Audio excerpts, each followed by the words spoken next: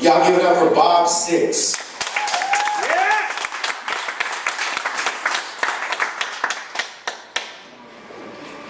What's up?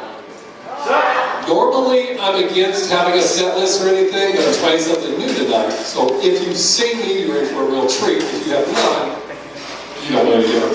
This is going to be called my church set. This is going to be the nicest set you've ever seen me do. The reason I decided to do it is because of the great day I've had. And it started off this morning when I went to Walmart. As soon as I got out of my car, this tweaker came up to me and said, "Hey man, could you spare a couple of bucks?" I said, "I'll tell you what, I'll race you to the toy department. If you beat me, I'll give you 20 bucks. If I beat you, you have to follow me around the store the whole time I'm here and act like I'm a big time celebrity." He said, "Bet." So we got ready. I said, "On your marks, get set, go." It was like a magic trick. That fucker was gone. I just got in my car and went home. I laughed all the way home, imagining him in the toy department. Woo! Beat that old fucker!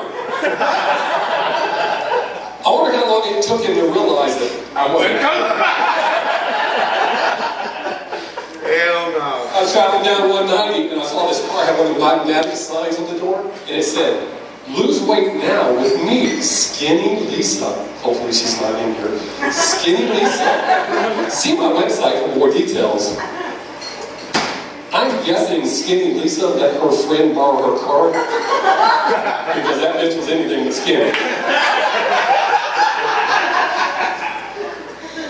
On the way here, we were in this red light, this janky-ass minivan pulled up. It was blue, had a maroon door, cardboard window.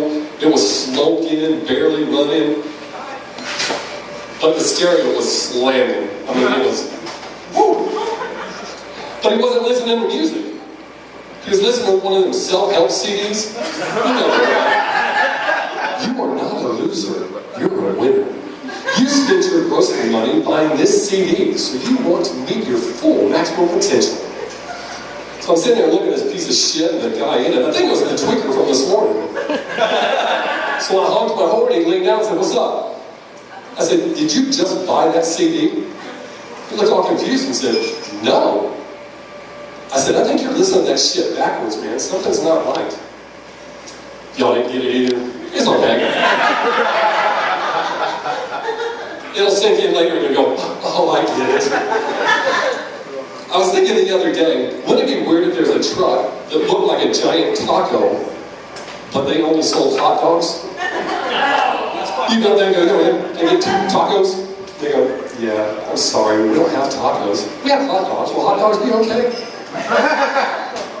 Those of you that are thinking that may never happen, every single one of you have had that happen at one point in your life. You go to a restaurant and they go, "What would you like to drink?" "Coke, please." "Oh, I'm sorry. We don't have Coke. We have Pepsi. Would Pepsi be okay?" Let me tell you something. Unless I order Pepsi, it's not okay, bitch. I would rather you say, "Fuck you, you're getting Pepsi."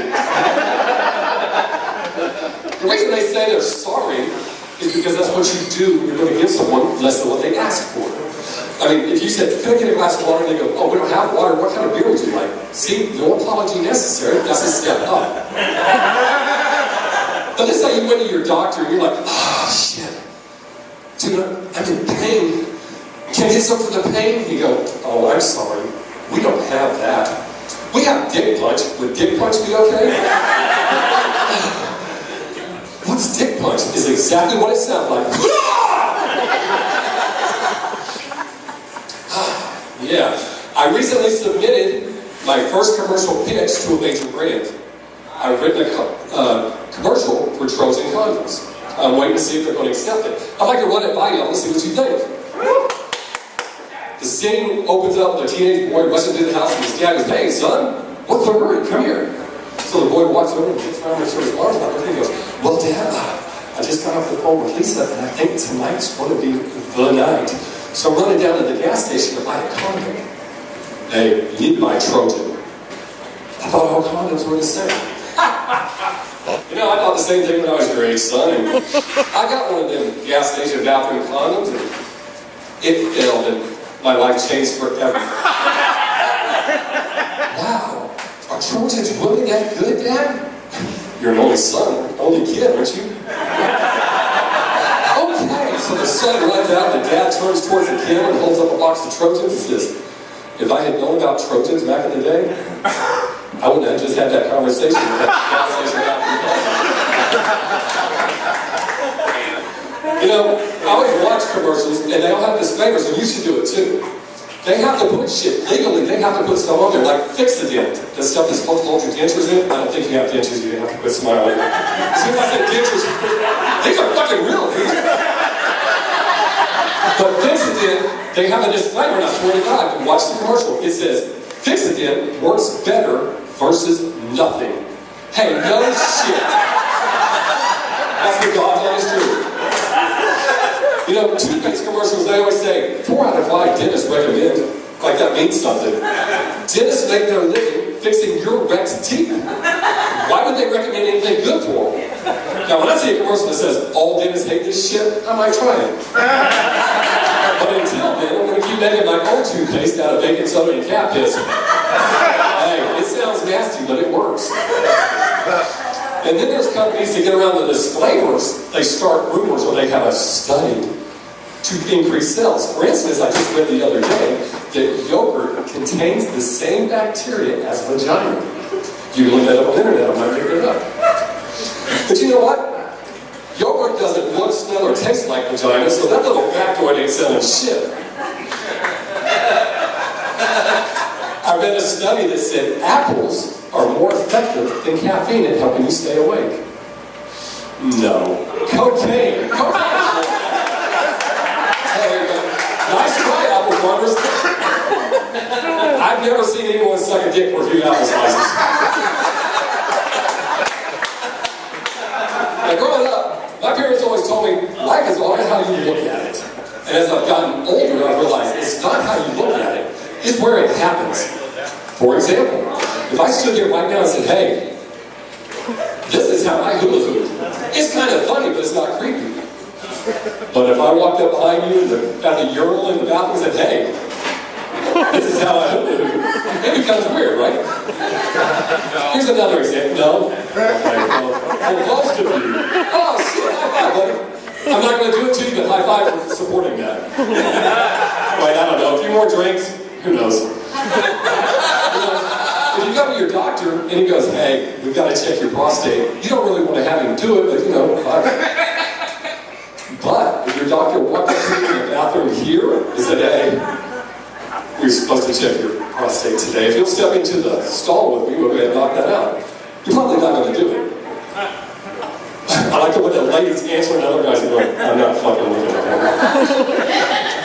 I recently turned 49 years old and I've never had my prostate checked, even though everybody keeps telling me, you need to. I have a reason for not getting it checked. As Chris mentioned, sometimes when you get your prostate checked, you get a boner. And sometimes you even come. I think that sends the wrong message to the doctor.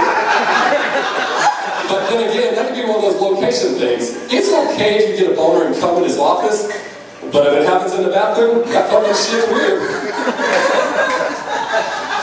And how much can they really tell from sticking their finger in your ass? I mean, it only goes so far. I mean, they might be able to tell if you really got to take a shit.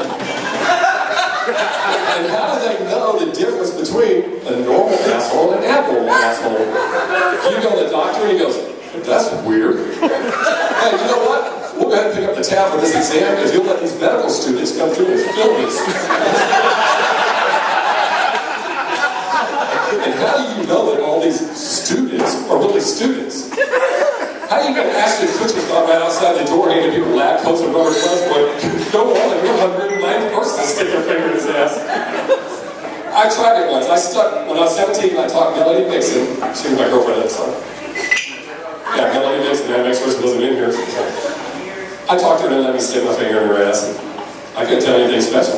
I mean, I don't know if she had to take a shit. I didn't push it that hard. I couldn't tell if she was happy or sad or if she liked it. I couldn't even tell if she was going to break up with me as soon as I pulled my finger out. I would like to leave y'all with one more fact, since there are a lot of women in here tonight. And this is the true fact, you can look it up online. 75% of all Japanese women own and use vibrators. 47% is the national average for the entire world. 47%. So these Japanese women are out awesoming you bitches. Get on that. Get on this shit.